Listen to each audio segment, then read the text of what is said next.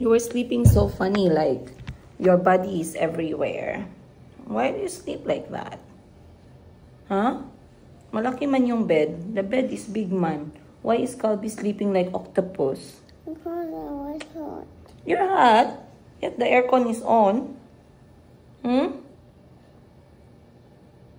First things first, brush your mouth. Swimming today? Pool? Yeah? Okay. You can pack some breadsticks or eggnog. Maybe some yogurt. I got for you yogurt. Okay, go brush your mouth first. When we wake up, first thing we do is brush our teeth, okay?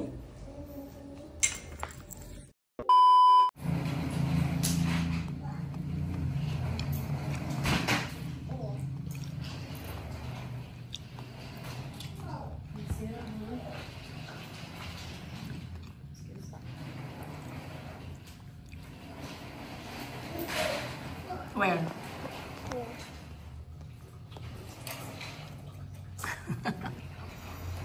Binuksan ni Calby yung yung Yakult, tapos nilagay niya sa loob yung cover. Sabi ko, ba't mo nilagay pa sa loob na pwede mo namang itapon? Sabi niya, okay lang daw kahit nasa loob kasi nagsisink naman daw yun. Hindi niya naman daw yun maiinom. Right? Yung mga anak ko ng 2 araw kasi merong seminar yung teacher. Pero meron silang mga homework. So gagawin namin together ngayon. So Calby, ang dami-daming homework. I don't have any pencil. Check your pencil case mo. Yeah, okay, fine.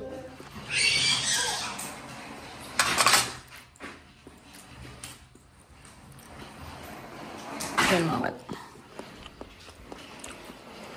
Si Mayumi tulog pa. So pag walang pasok, ganyan lang sila guys. Naghahanap lang sila ng pagkakaabalahan nila sa morning. I don't see. And then sa hapon, merong sinuka si Calby.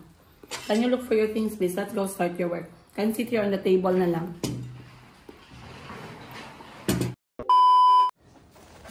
$19 to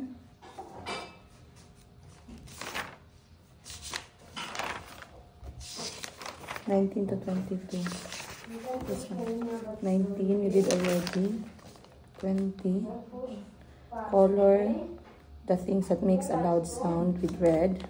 Color the things that make a soft sound with a yellow crayon. Whisper is soft or loud? Soft. Correct. Ambulance, soft or loud? Loud. Loud. Chirping birds, soft or loud? Soft. Alarm clock? Loud. That's why you have to color this one yellow. But what I did that at school. But you did that already. This one na lang, oh. The eyes are used to see the things around us. Can we read? Ready, go. The eyes. The eyes. Here, start here. Keep up. Keep up. Remember. Remember.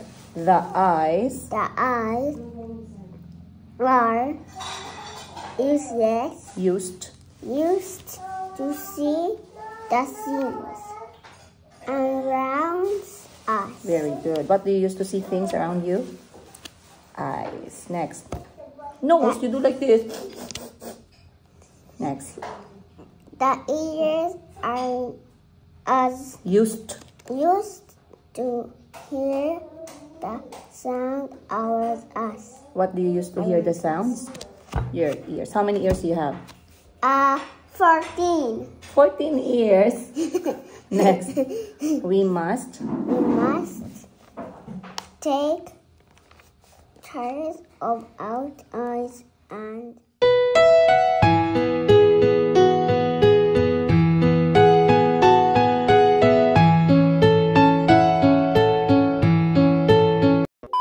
Hi, anak.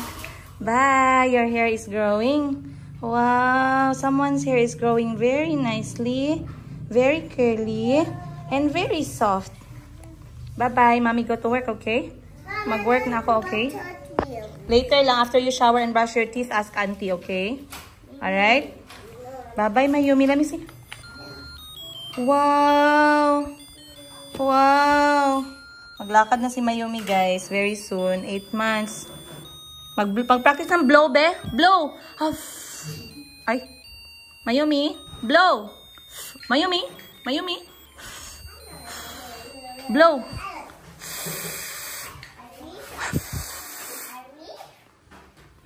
Blow.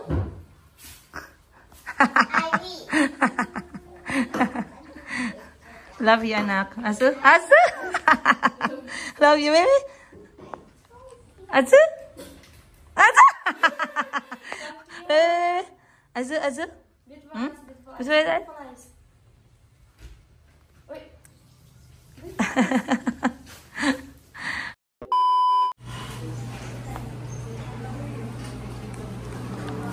Hey guys, good morning. Ayong buntag. Time check, 10:25 a.m. At andito tayo ngayon sa isang place na nakaka-bankrupt. Right now, dito tayo sa Calderon, the famous Calderon dermatologist ng Jensen. Kasi nga, papagalitin natin si Alhari. Ang hirap pala guys kapag patula tayo kasi naubusan tayo ng pera. Pero nag-enjoy naman ako. Anyway, maraming salamat. Shoutout sa kapatid ko, Madam Ten Gibbs, sa unconditional support. Unconditional kasi hindi niya pababayaran. Hindi, babayaran natin yan. Nandito tayo ngayon with Dr. Calderon. And I'm going to see her para, ano pa ba? Para dermatologist. Para magpaganda tayo. Maganda-gandahan naman tayo ngayong taon. Galitin natin si Alhari. Etong sinabi ni Alhari. Ayan, comment niya guys. Masyadong bitter sa mundo, masyadong walang happiness yung bituka. So papasayahin natin siya. Tingnan natin magkano yung aabutin ng niya, ng happiness niya. Alright, I'll see you on today's episode.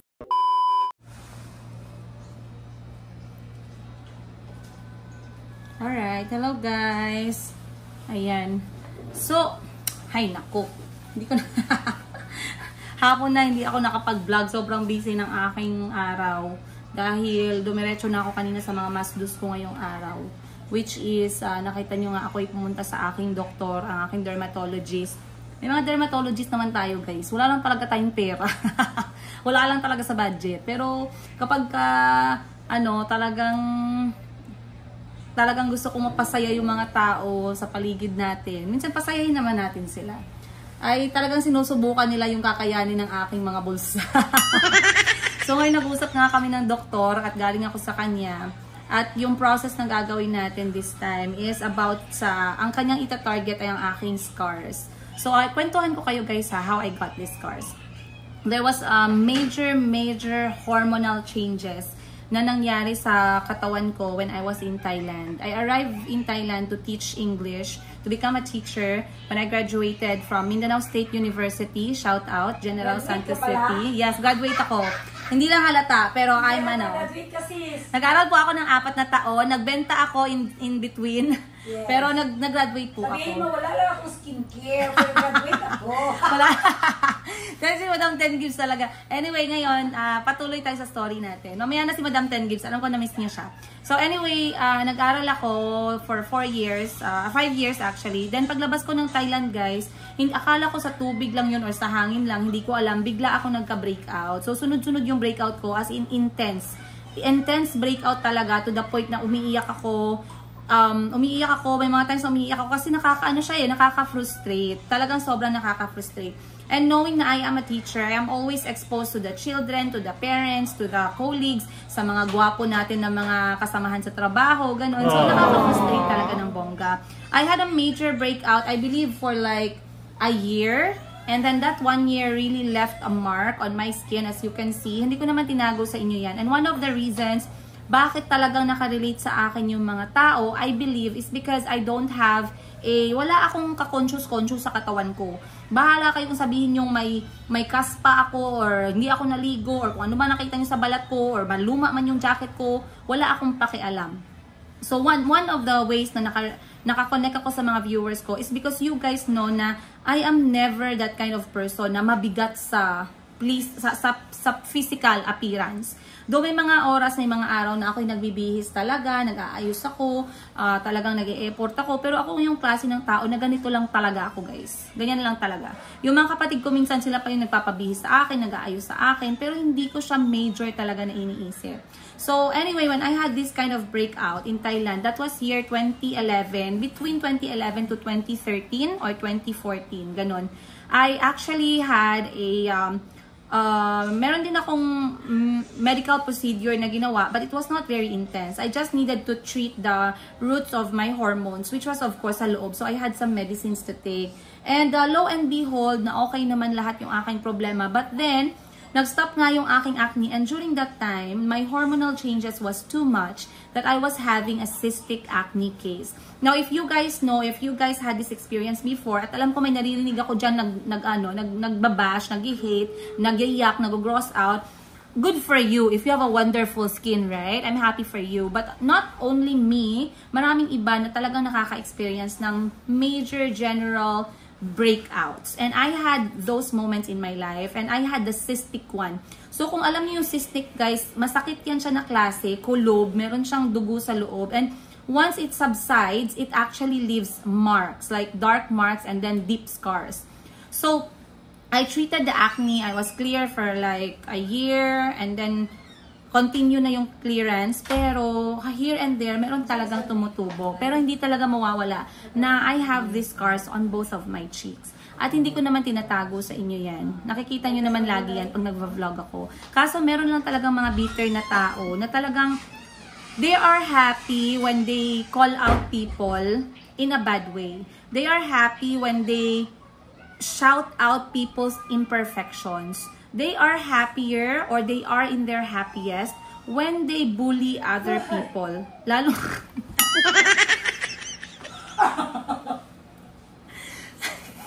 Lalong-lalo na sa physical appearance. So anyway, nawala ako, guys. Mamaya patuloy tayo. Okay guys, andito na kami sa swimming pool. Yay! Kasi na-miss ko mag-join sa swimming lessons ni Calby. And of course, sinasama natin si Chico. Alam niyo kung bakit, guys? Kasi wala pa siyang bayad. Libre lang si Chico. Yes? Okay. You look like a crab. Ready, go. Wow. Wow. Since when you can do that?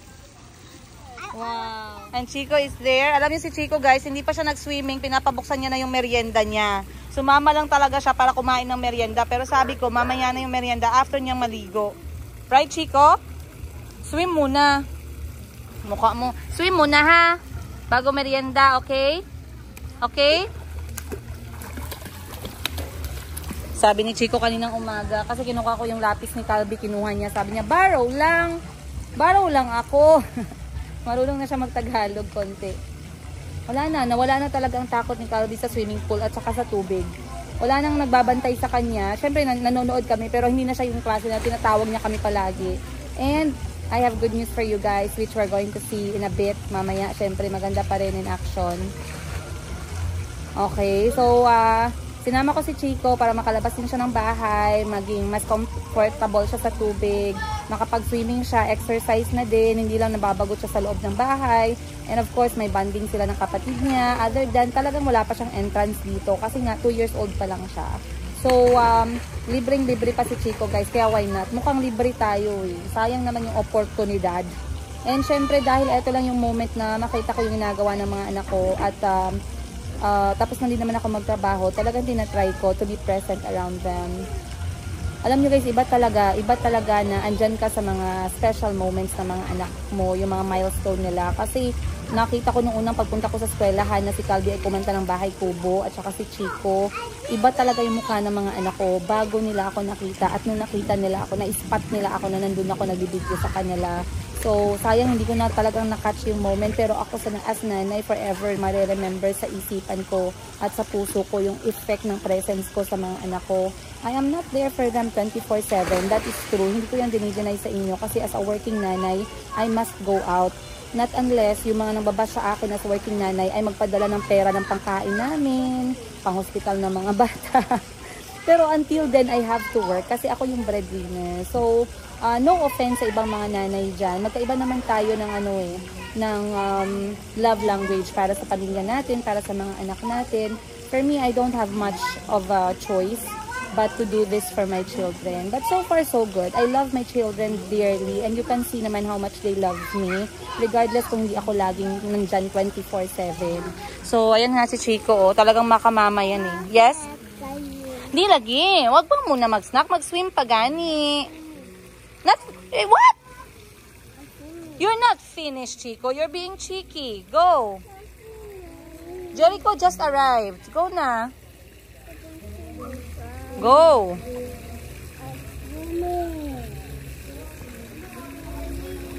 Bah. You will eat your snacks in a bit.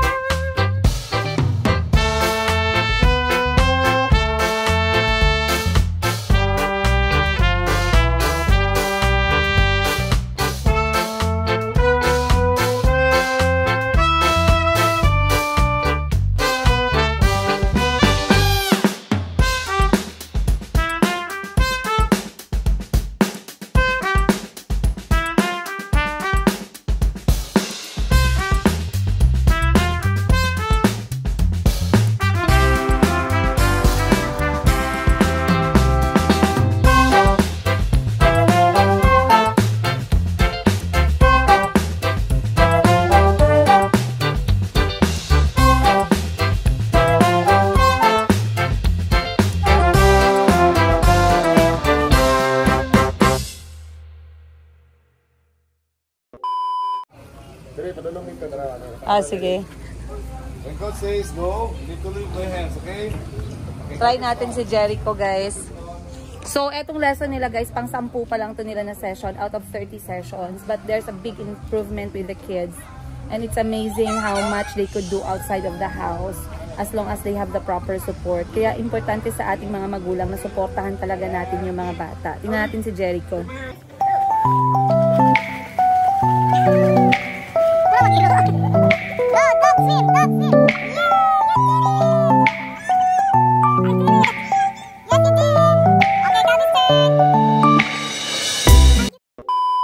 Jericho, yeah, I did it! Pero umiiyak, I did it! Oh. Pakita ko to kay Madam 10 Gives. Basic kasi si Madam ngayon nawala yung lisensya niya, kaya nag-report of loss siya. So si Calvin na next. So mga on-the-on process talaga ng learning, guys. Meron talagang maiyakan yung mga bata na feeling nila minamaltrato sila, pero hindi. We have to let them go. And most of the time umiiyak yung mga anak natin kapag andyan tayo. Pero pag wala naman tayo, wala namang drama, guys. Ayan si Calvin, iyak-iyak na ngayon, oh. Pero kaya niya man maglangoy. Tsaka magaling talaga tong coach na to. Marunong sila sa mga bata. Hindi sila katulad ng ibang mga coach na nakita ko na magturo para natutraumatize yung bata ba. Walang freedom of expression yung bata. Let them have the freedom of expression and then you deal from there. Kasi bata yan eh. You can never kneel down to their thoughts and the things they want to say and how they feel. So let's give them, you know, more patience. Ayan na si Calvin na sunod. Go! So ngayon, hindi natin kung wow!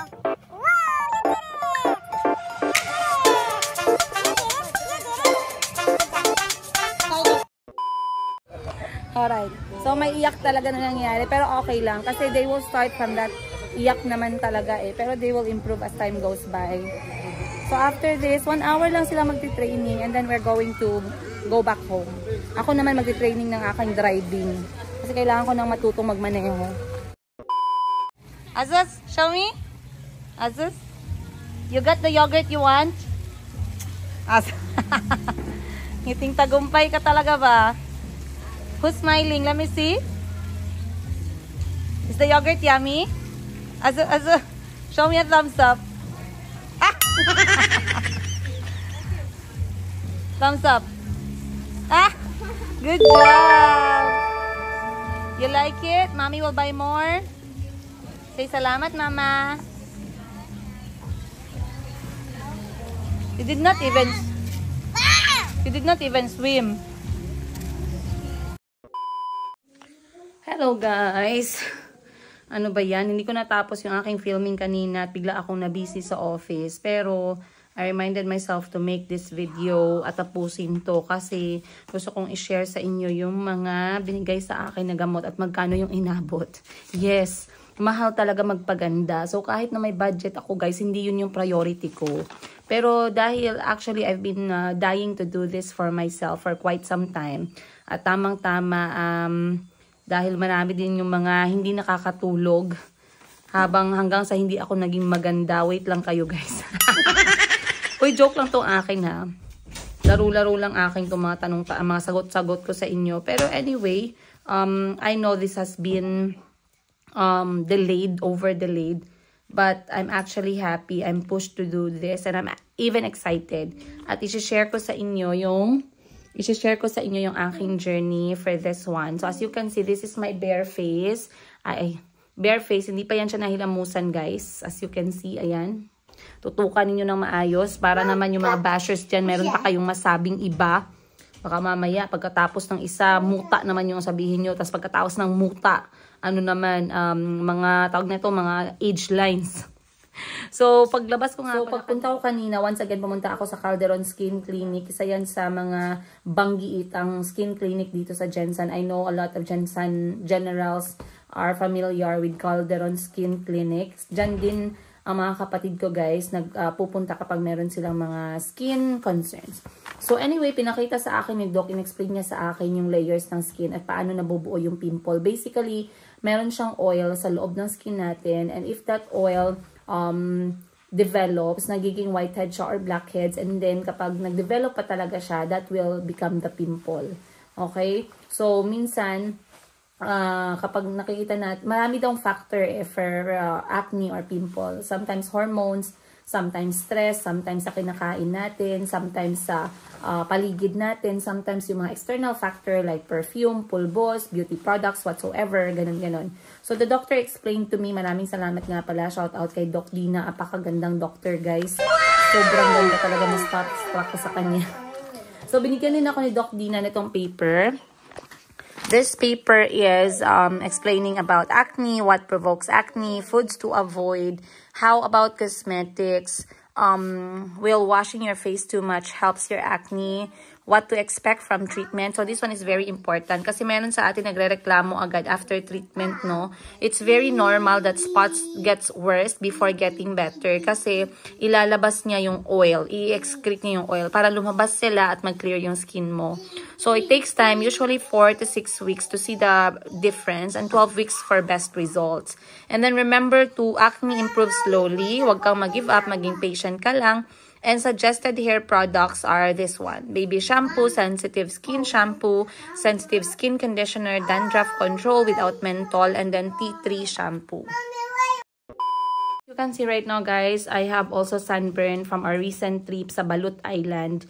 Pero okay lang, sinabihan ko naman si Doc na, Doc, ako talaga yung napaka-active sa labas at ang dami kong activity sa labas kasi po ako yung nagbablog at talagang minimake sure ko na makapag-travel din kami other than, you know, spending some time to enjoy the world. We also document them through vlogging. Yun nga, naintindihan naman ni Doc. Pero sabi niya, my treatment is gonna take like 6 months for me to really see the results. So yung presyo mamaya na natin pag-usapan. Pero yung aking concern talaga is the oily face. I don't have like severe acne problems na. I do get some pimples here and there. I do get whiteheads and blackheads, but my main concern as well is the discoloration, which is because of the sun, and also yung aking acne marks, which I got like, you know, 2011 to 2015. So the doctor really understood me and she gave me my first set of medicine to clear out and to reduce my the oiliness of my face at para ma-clear out din lahat ng nandyan ngayon para ma-start na yung next process, which is going to be the laser. Yes, you heard me right. I'm gonna have 2-in-1 laser procedure once a month for 6 months. And while I'm doing those things, I'm not allowed to expose myself to sunshine. Ayan. So anyway, wait lang guys. Chico, what are you doing? Put it on. It's okay, love. No need. Don't worry. Thank you, love. Put on your pants.